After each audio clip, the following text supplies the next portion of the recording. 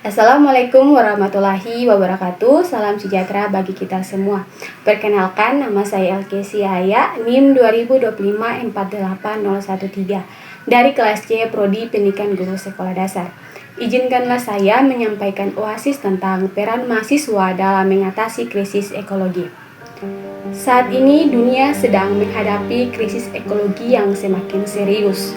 Kerusakan hutan, perubahan iklim, pencemaran air dan udara, serta meningkatnya bencana alam bukan lagi sekedar isu global, tetapi telah kita rasakan dampaknya secara langsung dalam kehidupan sehari-hari, seperti banjir, kekeringan, tanah longsor, dan cuaca ekstrim, menjadi tanda bahwa keseimbangan alam sedang terganggu. Krisis ekologi ini sesungguhnya tidak hanya bersumber dari faktor alam, tetapi juga dari perilaku manusia yang mengeksploitasi lingkungan tanpa mempertimbangkan keberlanjutan. Oleh karena itu, krisis ekologi adalah persoalan lingkungan sekaligus persoalan moral dan tanggung jawab manusia sebagai makhluk ciptaan Tuhan. Sebagai mahasiswa, kita memiliki posisi strategis dalam menghadapi persoalan ini. Mahasiswa tidak hanya berperan sebagai agen perubahan, tetapi juga sebagai generasi intelektual yang memiliki pengetahuan, daya kritis, dan kepedulian sosial. Dalam Kejadian 2 ayat 15 tertulis, Tuhan Allah mengambil manusia itu dan menempatkannya dalam Taman Eden untuk mengusahakan dan memelihara taman itu. Ayat ini menegaskan bahwa sejak awal manusia diberi mandat untuk merawat bumi, bukan merusaknya demi kepentingan sesaat.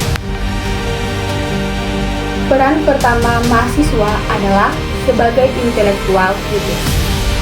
Mahasiswa dituntut untuk mampu memahami akar permasalahan krisis ekologi melalui kajian ilmiah, diskusi akademik, dan penelitian.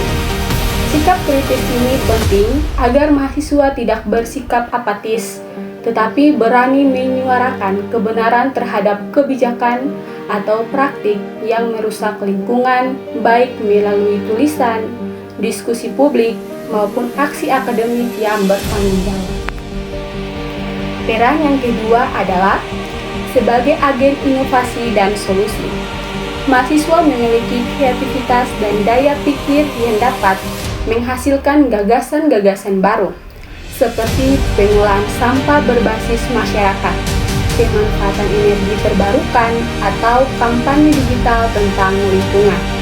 Inovasi kecil yang dilakukan secara konsisten dapat memberi dampak besar bagi kelestarian alam.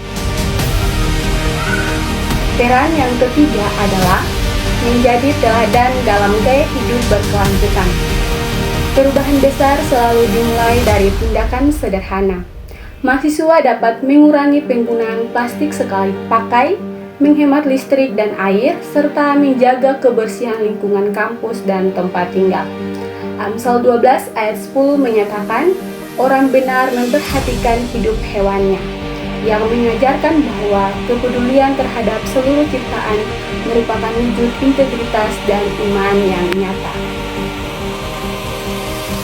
Selain itu, mahasiswa juga memiliki peran sebagai pendidik dan penggerak masyarakat.